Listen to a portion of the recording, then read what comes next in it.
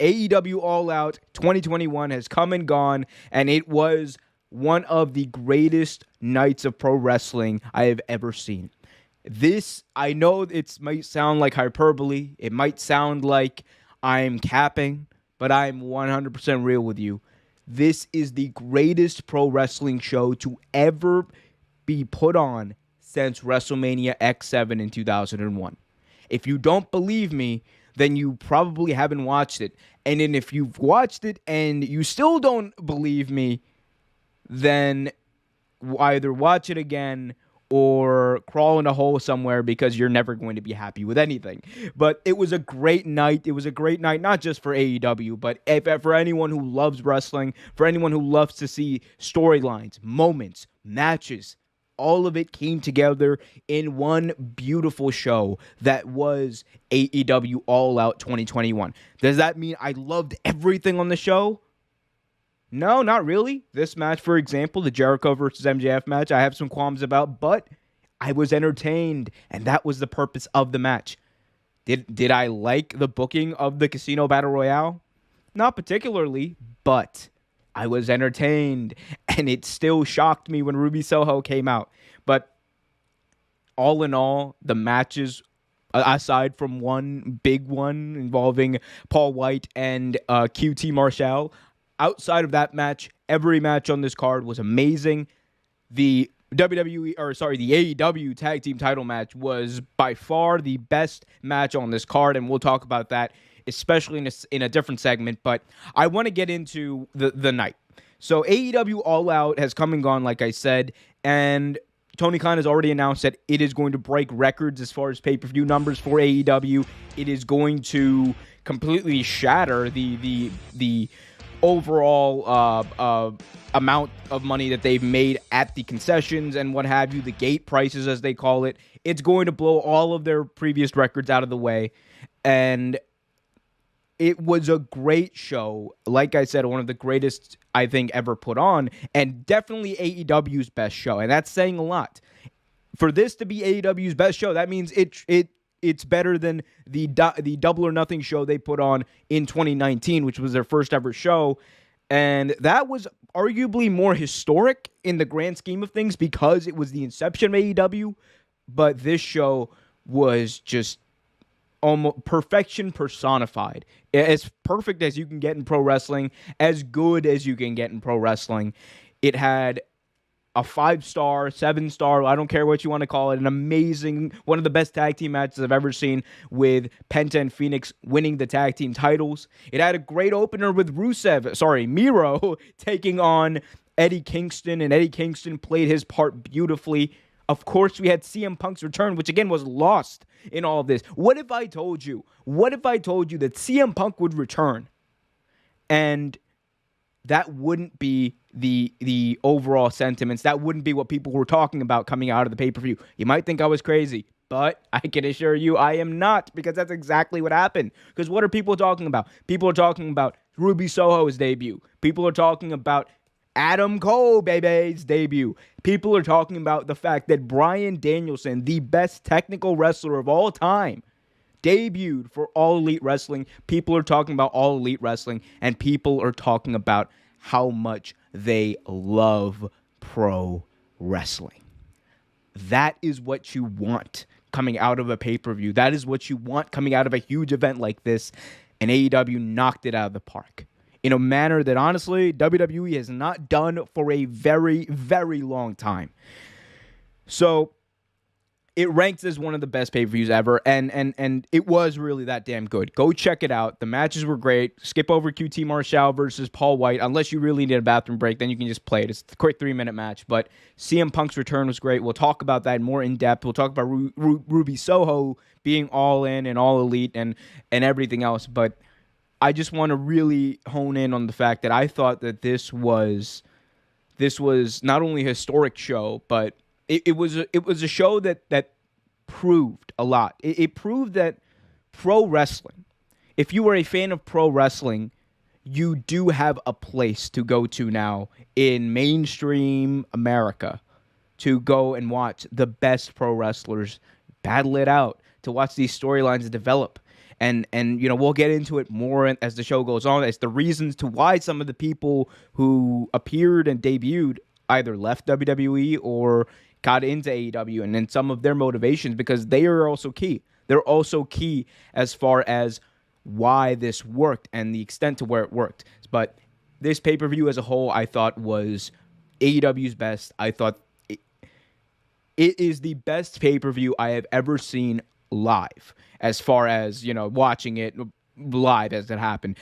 I wasn't there when X7 happened, so I can't really speak to it. I know X7's a great pay-per-view, and I will still say that that's probably still the best one ever, because it was the crescendo, the climax of the Attitude Era. But this was in my time, in my generation, whatever you want to say, this was perfect. 10 out of 10, 11 out of 10, 15 stars, no Tokyo Dome needed, Dave Meltzer. Let's just hit the chat real quick. Ravens Flock says, been waiting all week for this. Great week. NFL Kickoff 2. NFL Kickoff 2, yep. And you want to hear me talk about the NFL Kickoff, be sure to subscribe to this channel, hit that notification bell, and also check out our show, Real Take Sports Talk, on Wednesdays, 7 p.m., where I'll talk about the NFL, and we'll do that tomorrow night. Cincy Edits in the chat says, WrestleMania 30 is the worst WrestleMania. I don't care, buddy. Oh, Cincy, I need you to hit up the Peacock real quick and check out WrestleMania 2, check out WrestleMania 4, check out WrestleMania 11, although that's a better one than people give it credit for. But definitely check out WrestleMania 27.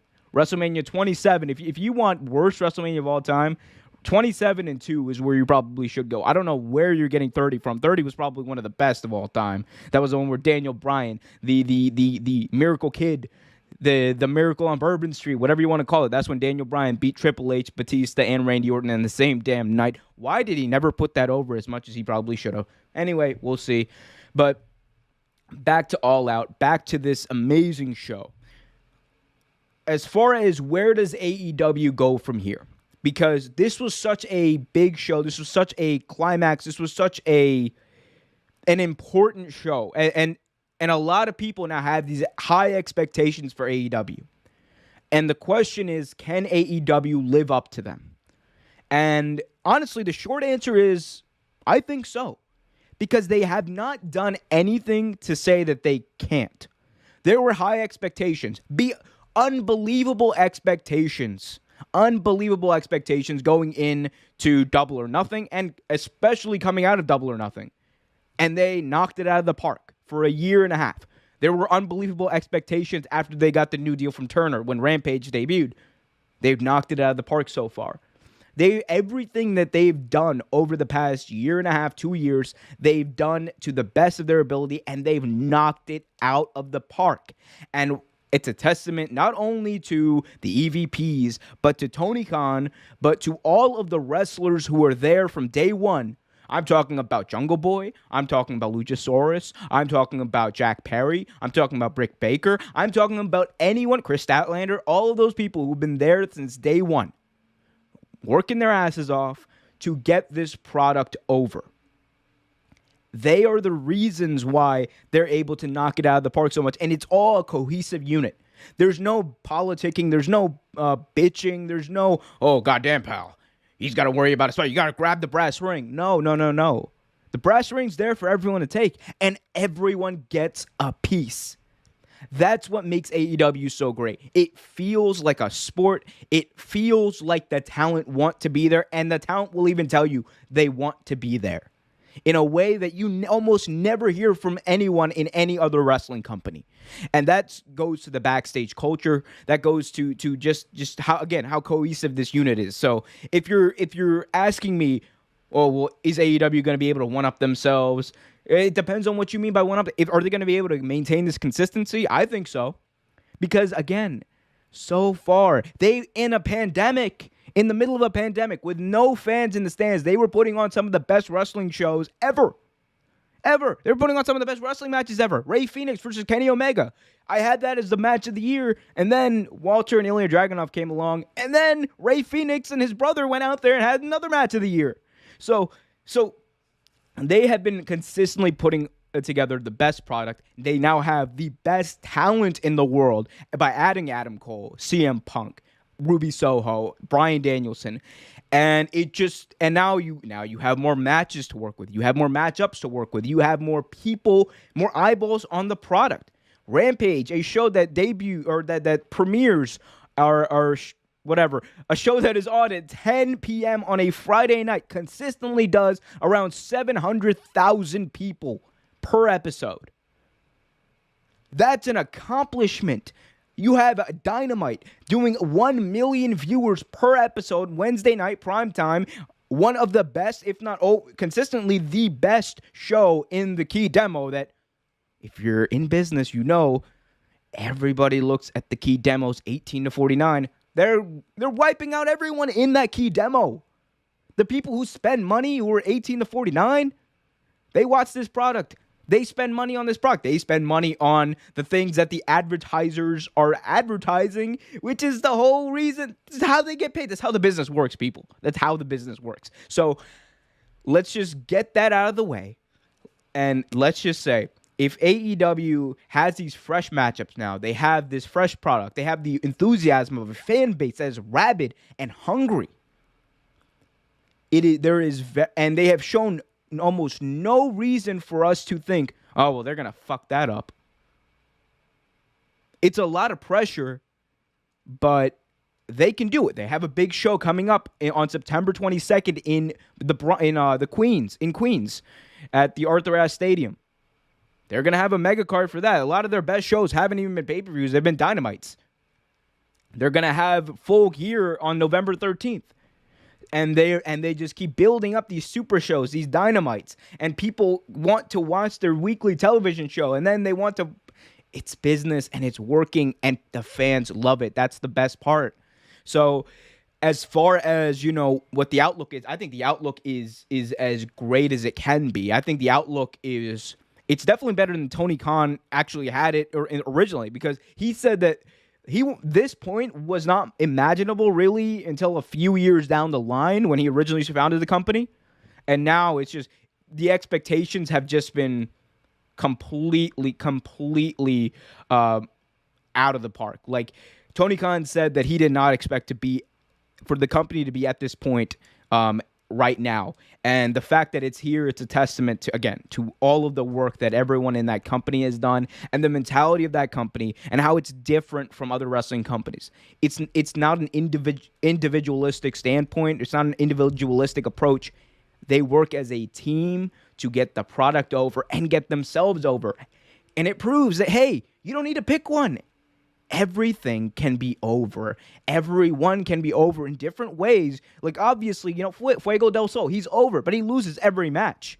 Like, he's 1 in 44 or whatever? He loses every match, but it's okay because he's over, because he's a personality. There's different ways to get people over, and AEW realized that, and they've harnessed that. And another thing they've realized, and that helps them, I think, moving forward, is the fact that they don't have to rely on rematches. Most of their talent maybe wrestles once or twice a month. And that's a good thing when you're trying to build stars and build people and build an audience that is attracted to watching these people wrestle. Because then they'll tune in when, if you like CM Punk, when CM Punk wrestles, I will tune in. If you like Bryan Danielson, or if you like Malachi Black, you'll tune in when Malachi Black's match is happening, or Ruby Soho, and the list goes on and on and on. And the fact that they're able to really spread out these matches and spread out these different cards is great, because it keeps everything fresh, it keeps the talent fresh, and it just buys them time. So they're able to elongate better while not making the product stale, because they have enough stars. They built enough stars, and they've acquired enough stars now that sky's the limit for this company. And before anyone in the chat or anyone who's watching this gets all moany or whatever, no. Do I think they're going to put WWE out of business? No. No, because that's not the point of the company. The point of the company is to excel at what they do. And what they do is put on great wrestling shows. And they've been doing that for the past 2 years. And they're probably going to continue to do that.